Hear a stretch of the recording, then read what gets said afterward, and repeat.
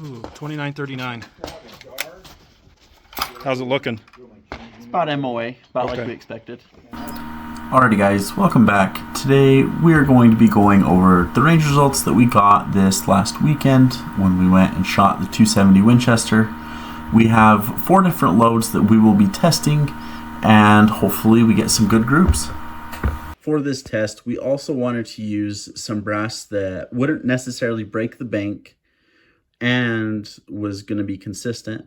So we went with some Nosler brass. Now, I didn't just buy the Nosler brass. I had some Nosler partition ammunition that just came from factory. And so what I did is I actually pulled the bullets from this ammunition so that I could have a case to use. Alrighty, here's the rifle that we will be using for this test. It is a Tikka T3x chambered in 270 Winchester.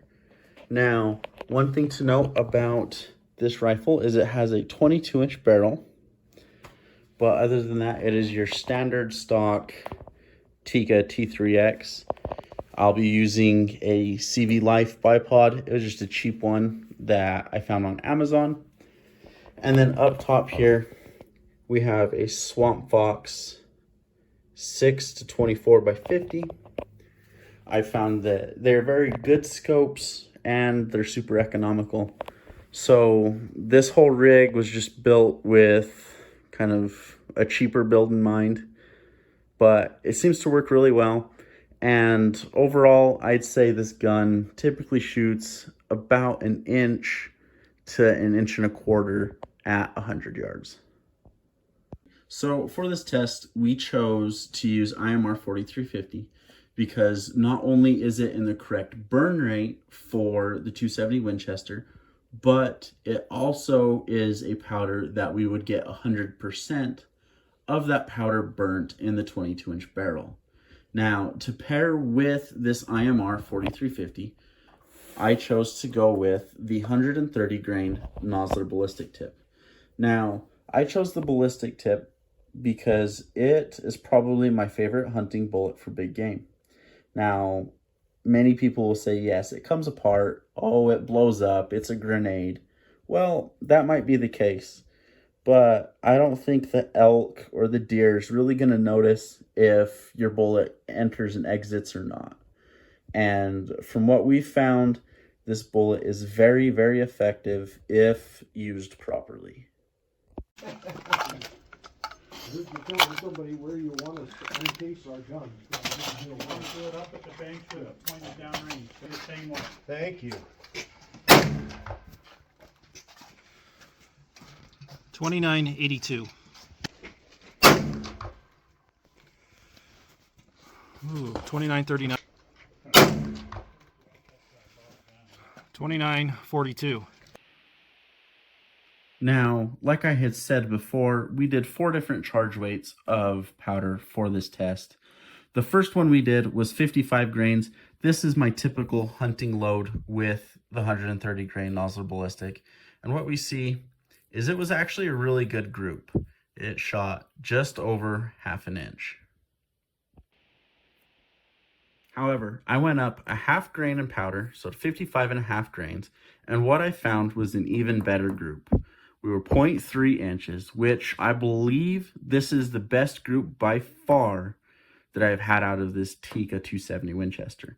One thing to note though is the velocity being 2,983 feet per second, which isn't what we would like to see out of a 270 Winchester. It is a little slow, but given the accuracy that we found at this velocity, I'll take it. For some reason, as we started to go beyond that 55.5 grains to 56 and 56.5, what we found was that the accuracy and the consistency really did not continue. This one was the 56 grain charge, and it was about 1.5 inches. And then we go over to the 56.5 charge weight, and again, it's about 1.5 inches. So we can go from amazing groups like this one here, the 0.3 inches, but that little change in powder in this rifle really made a huge difference. I have a buddy who is not the biggest fan of nozzler ballistics, but he does like the partitions. So just for him, I saved a few of these rounds so that he could try to shoot a group. Now, from what I have heard about the partitions, it's typically 1 inch to 1.5 inch bullet. So it's not the most consistent, but it's not wildly inaccurate. But for some reason, every time that he shoots the partitions, he gets phenomenal groups. As we can see here, it's sub MOA, going roughly 2960 feet per second. Now, one thing to note is the box velocity does say 3050 feet per second, but we can attribute part of that discrepancy in the velocities to having a 22-inch barrel rather than a 24-inch barrel. Alrighty, so I feel like there's a few big takeaways from today's range trip. The first being that Tikka does in fact make a really good product and super accurate rifles.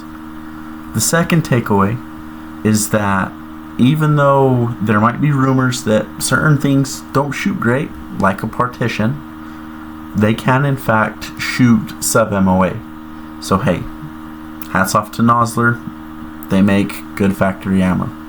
And then the last takeaway is that even though I felt like I had a good load with the 270 Winchester using 55 grains of powder, a slight tweak in that charge weight really made a big difference. We went from 0.6 inches to 0.3 inches, so that slight tweak did cut it down to half. Now, is it a huge deal? No, but either way, I think a 0.3 inch group with a 270 Winchester, a 100-year-old cartridge, is still pretty impressive.